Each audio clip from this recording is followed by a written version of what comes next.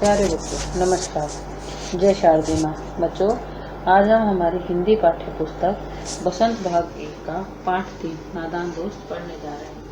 नादान दोस्त के लेखक मुंशी प्रेमचंद जी हैं। मुंशी प्रेमचंद जी का बचपन का नाम गणपत राव और उनका जन्म 31 जुलाई 1880 को वाराणसी के निकट लम्हे नामक ग्राम में हुआ था। आपका जन्म एक कायस्थ परिवार में हुआ था। प्रेमचंद जी के पिता का नाम अजय राय था और वे डाक मुंशी के पद पर कार्यरत थे। इनकी माता का नाम आनंदी देवी था। मुंशी प्रेमचंद जी ने अपने जीवन में बहुत सी रचनाएं लिखी थी। मुंशी प्रेमचंद जी की माता आनंदी देवी थी और प्रेमचंद जी ने उर्दू और फारसी में अपनी प्रारंभिक शिक्षा लालपुर के मदरसा से प्राप्त की थी। इसके बाद उन्होंने एक मिशनरी स्कूल से अंग्रेजी की शिक्षा भी ली थी। जब इनकी उम्र 8 साल की थी तब इनकी माता एवं 14 वर्ष की उम्र में इनके पिता का देहांत हो गया। तो चलिए मुंशी प्रेमचंद जी के विषय में हमने पढ़ा। अब हम उनके द्वारा लिखी गई इस कहानी को पढ़ते हैं। तो आप सभी अपनी अपनी पुस्तक में मेरे साथ साथ इस पाठ को दोहराते जाए। केशव के घर कार्निश के ऊपर एक चिड़िया ने अंडे दिए। कार्निश किसे कहते हैं? घर की खिड़की के छज्जे पर जो एक दीवार बाहर की तरफ बनी होती है उसको कहा जाता है कार्निश। केशव और उसकी बहन श्यामा दोनों बड़े ध्यान से चिड़िया को वहां आते जाते देखा करते थे। कहाँ देखा करते थे? कार्निश पर आते जाते। सवेरे दोनों आंखें मलते कार्निश के सामने पहुंच जाते और चिड़ा और चिड़िया दोनों को वहां बैठा पाते थे। उनको देखने में दोनों बच्चों को न मालूम क्या मजा मिलता था। बहुत आनंद दोनों को आता था। दूध और जलेबी की सुध भी न रहती थी। दोनों के दिल में तरह तरह के सवाल उठते थे। अंडे कितने बड़े होंगे, किस रंग के होंगे, कितने होंगे, क्या खाते होंगे, उनमें से बच्चे किस तरह निकल आएंगे, बच्चों पर कैसे निकलेंगे, घोंसला कैसा है। लेकिन इन बातों का जवाब देने वाला कोई नहीं। अम्मा को घर के काम धंधों से फुर्सत नहीं। अम्मा यानी उनकी माँ को घर के काम से ही फुर्सत नहीं। न बाबूजी को पढ़ने लिखने से और न पिताजी पढ़ने लिखने, दोनों ही अपने अपने कार्य में व्यस्त थे। दोनों बच्चे आपस में ही सवाल जवाब करके अपने अपने दिल को तसल्ली दे लिया करते थे। श्यामा कहती, क्यों भैया, बच्चे निकल कर फूल से उड़ जाएंगे? केशव विद्वानों जैसे गर्व से कहता, नहीं रे पगली, पहले पर निकलेंगे, बगैर परों के बेचारी कैसे उड़ेंगे? श्यामा बच्चों को क्या खिलाएंगे बेचारी? केशव इस पेचीदा सवाल का जवाब कुछ न दे सकता था। इस तरह 3-4 दिन गुजर गए। दोनों बच्चों की जिज्ञासा दिनों दिन बढ़ती गई। जिज्ञासा यानी जानने की इच्छा कि बच्चे कैसे होंगे, पर कैसे निकलेंगे, कैसे उड़ेंगे, क्या खाएंगे, है ना। अंडों को देखने के लिए वे अधीर हो उठते थे। अधीर हो उठना मतलब वो बेचैन होते थे कि अंडे कब निकलेंगे। उन्हें बहुत देखना था। दोनों इस चीज के लिए बहुत ही उत्साहित थे। उन्होंने अनुमान लगाया कि अब जरूर बच्चे निकल आएंगे। बच्चों के चारे का सवाल अब उनके सामने आ खड़ा होता। चारा यानी उनके खाने का सवाल, क्या खाएंगे। चिड़िया बेचारी इतना दाना कहाँ पाएगी कि सारे बच्चों का पेट भरे। गरीब बच्चे भूख के मारे चूं चूं करके मर जाएंगे। इस मुसीबत का अंदाजा करके दोनों घबरा उठते हैं। दोनों ही सोच में पड़ जाते हैं कि क्या होगा फिर। दोनों ने फैसला किया, किसने? केशव और श्यामा ने, कि कार्निश पर थोड़ा सा दाना रख दिया जाए। श्यामा खुश होकर बोली, तब तो चिड़िया को चारे के लिए कहीं उड़कर जाना ना पड़ेगा। केशव नहीं, तब क्यों जाएगी? श्यामा क्यों भैया, बच्चों को धूप ना लगती होगी? केशव का ध्यान इस तकलीफ की तरफ न गया। बोला, जरूर तकलीफ हो रही होगी, बेचारे प्यास के मारे तड़पते होंगे, ऊपर छाया भी तो करनी उनको ही नहीं है ना। ये उन दोनों बच्चों के मन में उठते हुए सवाल है। आखिर यही फैसला हुआ कि घोंसले के ऊपर कपड़े की छत बना देनी चाहिए। एक प्याली और थोड़े से चावल रख देने का प्रस्ताव भी स्वीकृत रहा। मतलब वहां पर एक प्याली रखेंगे और पानी की प्याली रख देंगे और थोड़े से वहां पर चावल रख देंगे, जिससे चिड़िया को उड़कर जाना ना पड़ेगा और वो अपने बच्चों के साथ भी रहेगी और वहीं खा पी लेगी। नादान बच्चे हैं ना। दोनों बच्चे बड़े चाव से काम करने लगे। श्यामा माँ की आंख बचाकर मटके से चावल निकाल लाई। केशव ने पत्थर की प्याली का तेल चुपके से जमीन पर गिरा दिया और उसे खूब साफ करके उसमें पानी भर दिया। यहाँ पर जिस समय की बात की गई है, बहुत पुराने समय की बात की गई है कि घर में पीतल के या और बर्तन, महंगे बर्तन नहीं है, कटोरी है पत्थर की जिसके अंदर तेल रखा गया है, उसको नीचे गिराकर उस कटोरी को चावलों के लिए रख लिया जाता है। अब चांदनी के लिए कपड़ा कहाँ से है? चांदनी यानी उन अंडों के ऊपर जो छांव करनी है, टेंट जो लगाना है, उसके लिए वो कपड़ा कहाँ से लाएंगे? ऊपर बगैर छड़ियों के कपड़ा ठहरेगा कैसे? अब उस कपड़े को जो टेंट बनाना है वो कैसे बनेगा? उसके लिए छड़ी चाहिए, यानी डंडियां चाहिए। तो छड़ियां खड़ी होंगी कैसे? केशव बड़ी देर तक उसी उधेड़-बुन में रहा। कैसे करेंगे? उधेड़-बुन यानी उलझन में रहा। आखिरकार उसने यह मुश्किल भी हल कर दी। श्यामा से बोला, जाकर कूड़ा फेंकने वाली टोकरी उठा लाओ। अम्मा जी को मत दिखाना श्यामा, वह तो बीच से फटी हुई है, उसमें से धूप न जाएगी। केशव ने झुंझला, तू टोकरी तो ला, मैं उसका सुराग बंद करने की कोई हिकमत निकालूंगा, यानी कोई तरकीब मैं निकालूंगा। श्यामा दौड़कर टोकरी उठा लाई। केशव ने उसके सुराख में थोड़ा सा कागज ठूस दिया। सुराख यानी उस टोकरी टूटी हुई थी, यहाँ छेद था, उस होल को उसने एक कागज उसमें डाल दिया, जिससे उस सुराख को, उस होल को बंद कर दिया। अब टोकरी को एक टहनी से टिकाकर बोला, देख, ऐसे ही घोंसले पर उसकी आड़ कर दूंगा, आड़ यानी उसकी ओट कर दूंगा, तब कैसे डूब जाएगी? श्यामा ने दिल में सोचा, भैया कितने चालाक है। यहाँ पाठ का पहला भाग पूरा होता है और हम पाठ का अगला भाग पढ़ते हैं 2। भाग 2। गर्मी के दिन थे। बापूजी दफ्तर गए हुए थे, दफ्तर यानी ऑफिस गए हुए थे। अम्मा दोनों बच्चों को कमरे में सुलाकर खुद सो गई थी, लेकिन बच्चों की आंख में आज नींद कहाँ। अम्मा जी को बहलाने के लिए दोनों दम रोके, आंखें बंद किए, मौके का इंतजार कर रहे। जो ही मालूम हुआ कि अम्मा जी अच्छी तरह से सो गई, दोनों चुपके से उठे और बहुत धीरे से दरवाजे की सिटकनी खोलकर बाहर निकल आए। यानी बच्चे अपनी माँ को चकमा दे रहे हैं, माँ को ऐसा दिखाने की प्रयत्न कर रहे हैं कि हम सो चुके हैं, और माँ के सोते ही दोनों बच्चे दरवाजा खोलकर बाहर निकल आते हैं। अंडों की हिफाजत यानी अंडों की केयर करने के लिए, अंडों की सलामती के लिए तैयारी करने लगते हैं। केशव कमरे में एक स्टूल उठा लाया, लेकिन जब उससे काम न चला तो नहाने की चौकी लाकर स्टूल के नीचे रखी और डरते डरते स्टूल पर चढ़ा। श्यामा दोनों हाथों से स्टूल पकड़े हुई थी। स्टूल चारों टांगे बराबर न होने के कारण जिस तरफ ज्यादा दबाव पाता, जरा सा हिल जाता था। उस वक्त केशव को कितनी तकलीफ उठानी पड़ती थी, यह उसी का दिल जानता था। दोनों हाथों से कार्निस पकड़ लेता, श्यामा को दबी आवाज से डांटता, अच्छी तरह पकड़, वरना उतर कर बहुत मारूंगा। मगर बेचारी श्यामा का दिल तो ऊपर कार्निस पर था। बार बार उसका ध्यान घर चला जाता और हाथ ढीले पड़ जाते। केशव ने जो ही कार्निश पर हाथ रखा, दोनों चुड़िया उड़ गई। केशव ने देखा कार्निश पर थोड़े तिनके बिछे हुए हैं।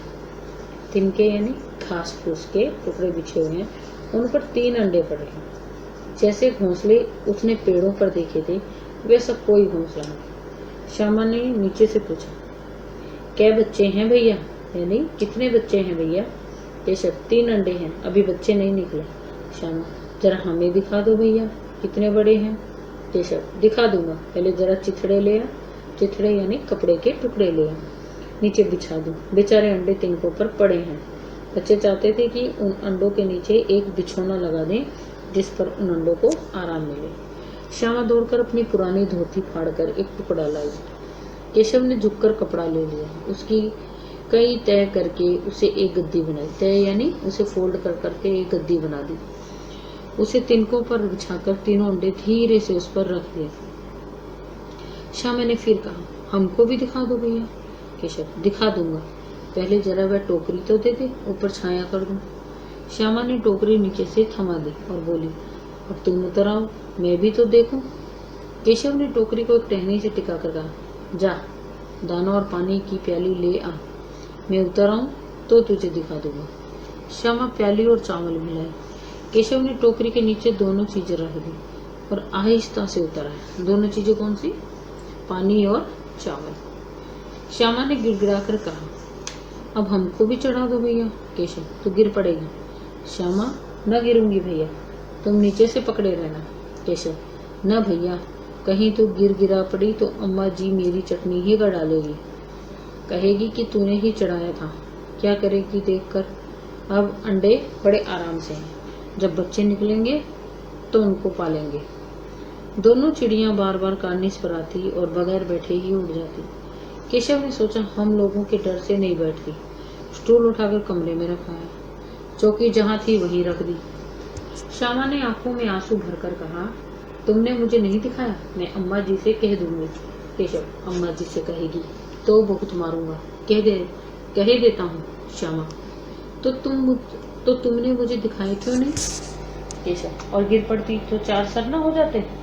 4 सर यानी कि उसे चोट लग जाती है। हम मुहावरे का प्रयोग किया गया। श्यामा, हो जाते, देख लेना, मैं कह दूंगी। इतने में कोठरी का दरवाजा खुला। कोठरी यानी कमरे का दरवाजा खुला और माँ ने धूप से आंखों को बचा देगा। तुम दोनों बाहर कब निकल आए? मैंने कहा था ना, दोपहर को न निकलना। किसने किवाड़ खोला? किवाड़ यानी दरवाजा। किवाड़ केशव ने खोला था, लेकिन श्यामा ने माँ से यह बात नहीं कही। उसे डर लगा कि भैया पिट जाएगी। केशव दिल से कांप रहा था कि कहीं श्यामा कह न दे। अंडे न दिखाए थे ना।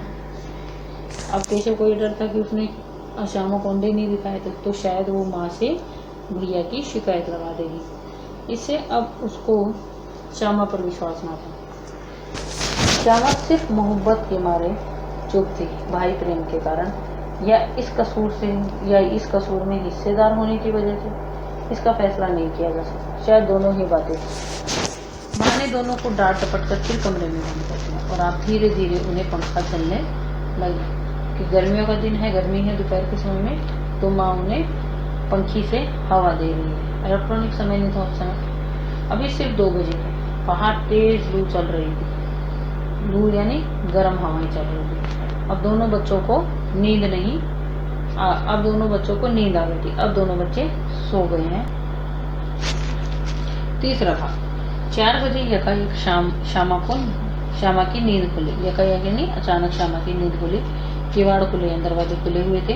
वह दौड़ी हुई कार्निस के पास आई और ऊपर की तरफ ताकने यानी देखने लगी। टोकरी का पता न था, टोकरी वहां नहीं थी। संयोग से उसकी नजर नीचे गई। संयोग यानी कि किस्मत से उसकी नजर नीचे गई और वह उल्टे पांव दौड़ती हुई कमरे में जाकर जोर से बोली, भैया, अंडे तो नीचे पड़े हैं, बच्चे उड़ गए। केशव घबरा कर उठा और दौड़ा हुआ बाहर आया तो क्या देखता है, तीनों अंडे नीचे टूटे पड़े हैं और उनसे कोई चूने की सी चीज बाहर निकल आई। सफेद सफेद चूने जैसी कोई चीज उन अंडों से बाहर आ गई है। पानी की प्याली भी एक तरफ टूटी हुई पड़ी है। उसके चेहरे का रंग उड़ गया। सहमी हुई आंखों से जमीन की तरफ देखने लगा। श्यामा ने पूछा, बच्चे कहाँ उड़ गए भैया? केशव ने करुण स्वर में कहा, अंडे तो फूट गए। श्यामा, और बच्चे कहाँ गए? केशव, तेरे सर में देखती नहीं है, अंडों में से उजला उजला पानी निकल आया। वही तो 2-4 दिनों में बच्चे बन जाते। माँ ने सोटी हाथ में लिए हुए पूछा। सोटी यानी छड़ी हाथ में लिए हुए पूछा, तुम दोनों वहां धूप में क्या कर रहे हो? श्यामा ने कहा, अम्मा जी, चिड़िया के अंडे टूटे पड़े हैं। माँ ने आकर टूटे हुए अंडों को देखा और गुस्से से बोली, तुम लोगों ने अंडों को छुआ होगा। अब तो श्यामा को भैया पर जरा भी तरस न आया। उसी ने शायद अंडों को इस तरह रख दिया कि वह नीचे गिर पड़े। इसकी उसे सजा मिलनी चाहिए। ये सारी बातें श्यामा भैया के बारे में सोच रही है क्योंकि अंडे टूट गए हैं और श्यामा अब दुखी है। इसलिए वह सोचती है कि भैया ने शायद अंडों को छुआ था और गलत तरीके से रख दिया होगा, जिससे अंडे नीचे गिर गए और टूट गए। बोली, इन्होंने अंडों को छेड़ा था अम्मा जी। माँ ने केशव से पूछा, क्यों रे? केशव भीगी बिल्ली बना खड़ा रहा। माँ, तू वहां पहुंचा कैसे? श्यामा, चौकी पर स्टूल रखकर चढ़े अम्मा जी। केशव, तू स्टूल था में नहीं खड़ी थी? श्यामा, तो मैंने तो कहा था। माँ, तू इतना बड़ा हुआ, तुझे अभी इतना भी नहीं मालूम कि छूने से चिड़िया के अंडे गंदे हो जाते हैं और चिड़िया फिर उन्हें नहीं सेती। श्यामा ने डरते डरते पूछा, तो क्या चिड़िया ने अंडे गिरा दिए अम्मा जी? माँ। और क्या करती?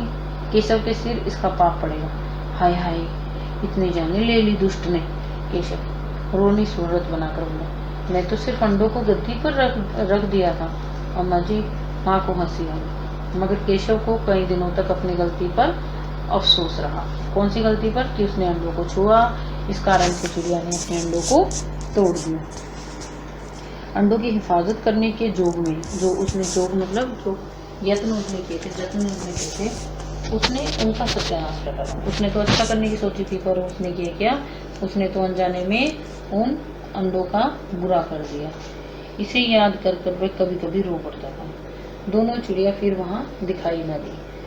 तो अब दोनों चिड़िया वहां नहीं दिखाई दी फिर कभी। तो इस पाठ को पढ़कर हमें क्या पता चला? कि हमें दूसरों के जीवन में कभी भी दखलंदाजी नहीं करनी चाहिए, क्योंकि हर किसी के जीवन जीने का तरीका अपना अपना अलग होता है।